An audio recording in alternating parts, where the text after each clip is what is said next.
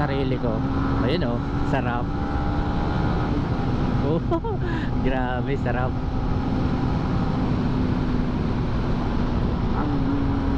Oh, di ba? Ang galing.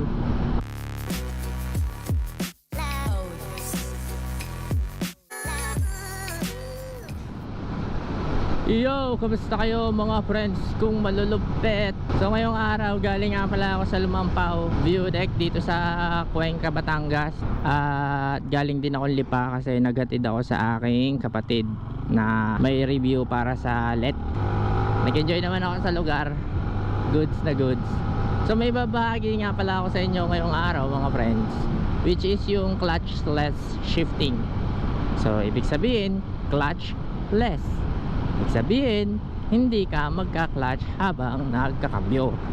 So, nung mga panahong una-una ay hindi ko alam na pwede pala yun, na pwede kang mag-upshift, pwede kang mag-downshift nang hindi mo ginagamit ang iyong clutch. So, noon hindi ko alam na may ganun pala. So, ang alam ko lang is pataas lang. Hindi ko alam na pwede palang gamitin ang cambio pababa kahit hindi ka nagka-clutch. So ang alam ko lang is ganito, yung pataas lang. Di ba? Nakapag-cambio ako nang hindi ko ginagamit ang aking clutch. So may nag-comment nga po pala sa atin dun sa vlog ko na engine brake, tungkol sa engine brake. At sabi ko dun, wag na wag nyong gagamitin ang downshift nyo nang hindi kayo nagka-clutch. So ang sabi niya, shoutout nga pala kay Boss RJ, no? Sabi niya, pwede naman daw basta nasa tamang timing. Pwede naman daw basta nasa tamang timing. Yun yung pagkakatanda ko, timingan lang daw, ganyan. So hindi naman daw basta-basta maapektuhan ng ating makina kapag ganon. Basta rev match lang din daw yung katapat. So di ba ang rev match is yung pagbomba, di ba? Bombahin mo, sabay clutch, sabay downshift, di ba? Yun yung rev match. So parang ganun lang din daw yung concept na magre-rev match ka bago mag-downshift. So ito nga, napanood ko kay Boss Reed na ginamit niya yung sniper ABS niya doon sa mga kurba-kurbada ng ano nga lugar yun? Maribeles ba yun? Point. Basta yun na yun. Meron siyang vlog na about doon sa sniper. Na yun yung ginamit niya. So ako, na-curious din ako. Gusto kong i-try. Gusto ko i-try. So yung pa-upshift natatesting ko na eh. Nagagawa ko na eh. Itong pa-downshift lang ang hindi ko pa natatry. So tetestingin natin ngayon. At hopefully walang mangyaring masama sa aking motor. So parang ganun lang din naman. Parang nag-rev match ka rin naman. So ang rev matching ay ganito. O diba? Ganun yung rev match.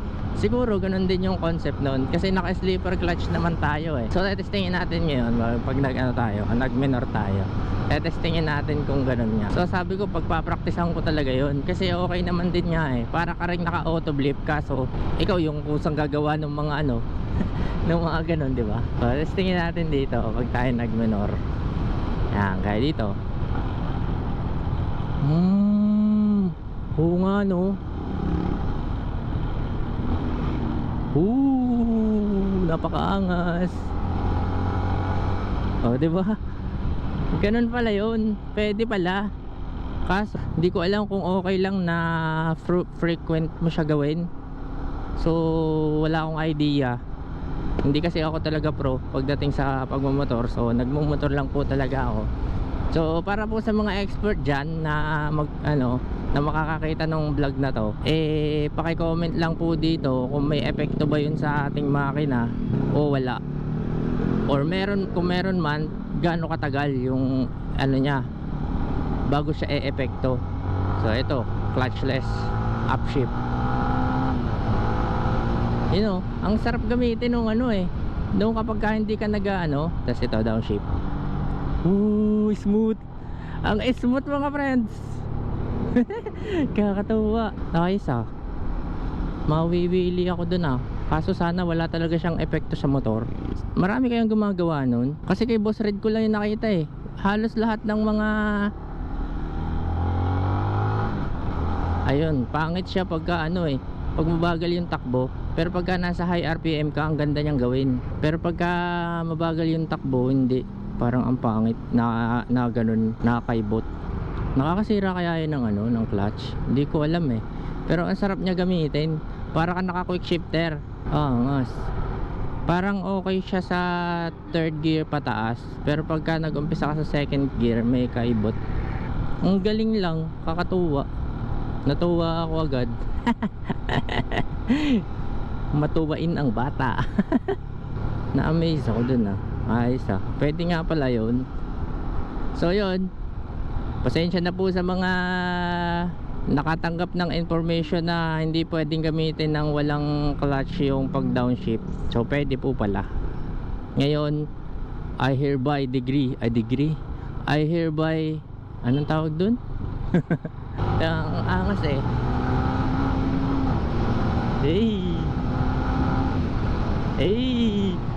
diba? Ayos tsaka ang galing, ang lakas agad.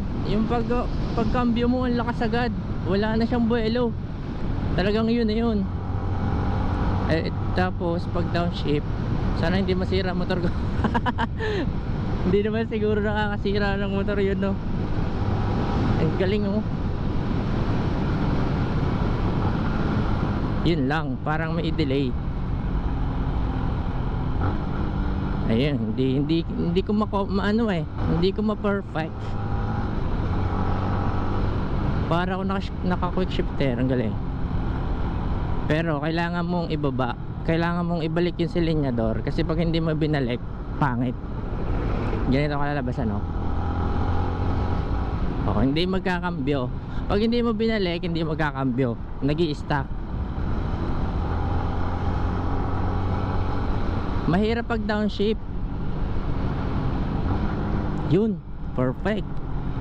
Kailangan lang pala talaga sabay.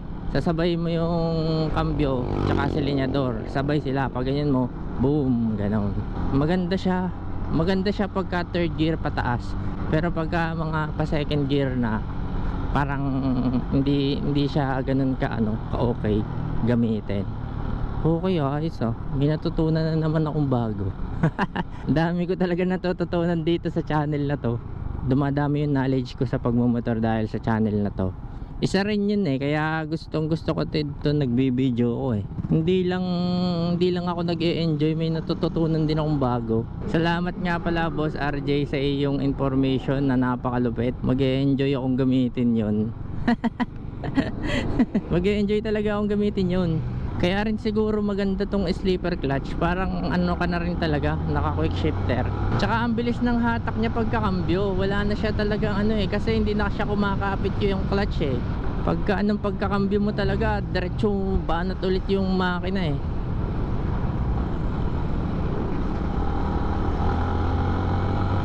Tama.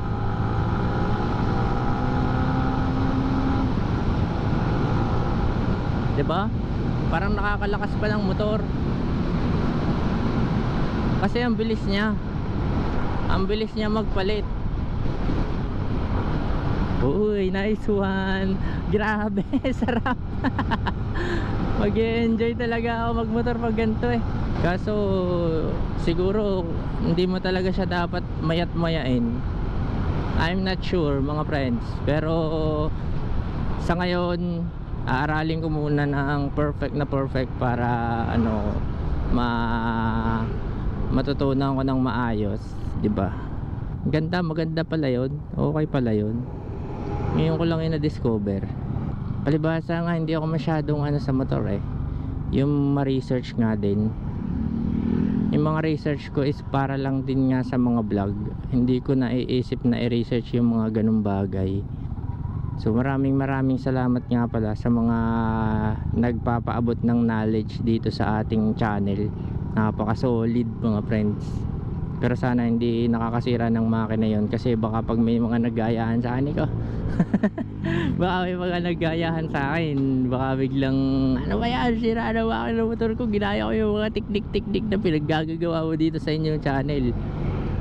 O baka naman talagang kapag yun yung ewan ko lang din wala talaga akong idea about dun pero sana hindi talaga siya nakakasira ng makina or kahit anumang parts ng ating motor. Yung baka kasi pag nasira yung tensioner, doon pala yun connected, yung pagka hindi ka nagka-clutch. Pero siguro hindi naman, di ba? So yung mga friends, natuwa lang ako dun sa ano na yun, information na yun, at medyo napakinabangan ko naman siya. Nag-enjoy naman ako sa pag-testing. So legit nga, pwede pala, pwede. Hindi siya nakakaano parang yung sa ano ko lang pakiramdam ko lang ngayon lang na nag-drive ako, na tinesting ko yun, okay naman nga siya sa makina. Hindi naman siya ganun ka risky gawin, 'di ba? So ano na lang din, try it at your own risk. Kung hindi kayo komportable, wag niyo na lang i-testing. Baka mapahamak pa kayo no. Tsaka baka masira din ang motor nyo. So kung hindi kayo komportable at wag nyo na lang try. Ako, maano talaga ako uhaw sa wisdom and knowledge kaya kung ano talagang pinagtetesting ko So yun lang mga friends, maraming salamat kung umabot ka dito sa part ng video na to. Maiksing video lang. Talagang tinesting ko lang talaga yon para mapatunayan ko sa sarili ko. Ayun sarap. Oh, grabe sarap.